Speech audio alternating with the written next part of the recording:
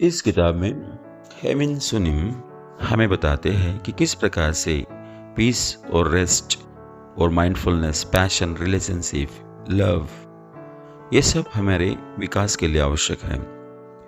उन्होंने जो किताब लिखी हुई है the things you can see only when you slow down, तो वो हमें बताते हैं कि आज की दुनिया बहुत भाग दौड़ की दुनिया है।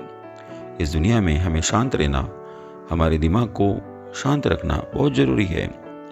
और इसीलिए वो हमें बताते हैं कि आजकल हम बहुत बिजी हैं, फिर भी हमने खुद के साथ में हमेशा ऑनेस्ट रहना चाहिए और कंपैशनेट रहना चाहिए। और हमारे मन में, हमारे माइंड में जो भी नेगेटिव थॉट्स है वो हमने हटानी चाहिए, क्योंकि हमें नेगेटिव थॉट्स अगर हमारे दिमाग में हैं तो हम पावरलेस हो जाते हैं।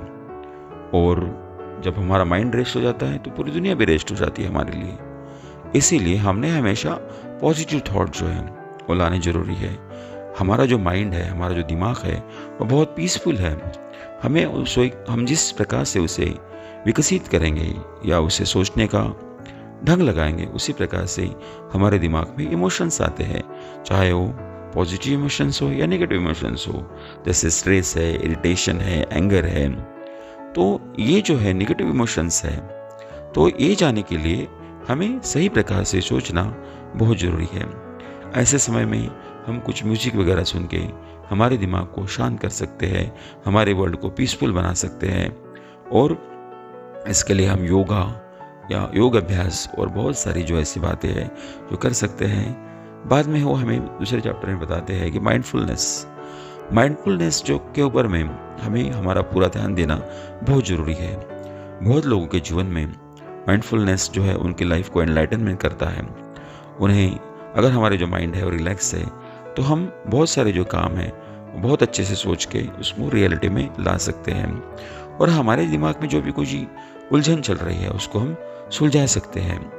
इसीलिए हमें माइंडफुलनेस से काम करना बहुत ज़रूरी है।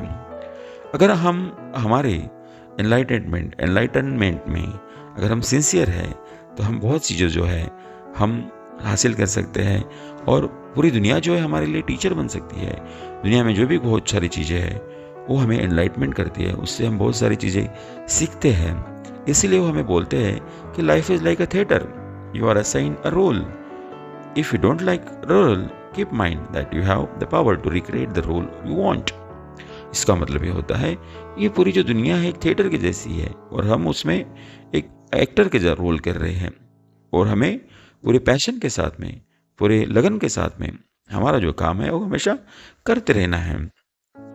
साथ ही साथ इस किताब में वो हमें यह बताते हैं कि हमें कोई भी काम करने की पैशन हमारे अंदर में होनी चाहिए, वो लगन हमारे दिन में होनी चाहिए।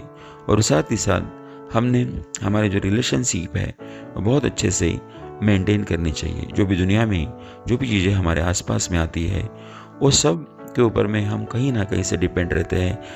तो इसीलिए अगर हमारी रिलेशनशिप जो है वो अच्छी है तो हमें उसके रिजल्ट भी अच्छे मिलते हैं।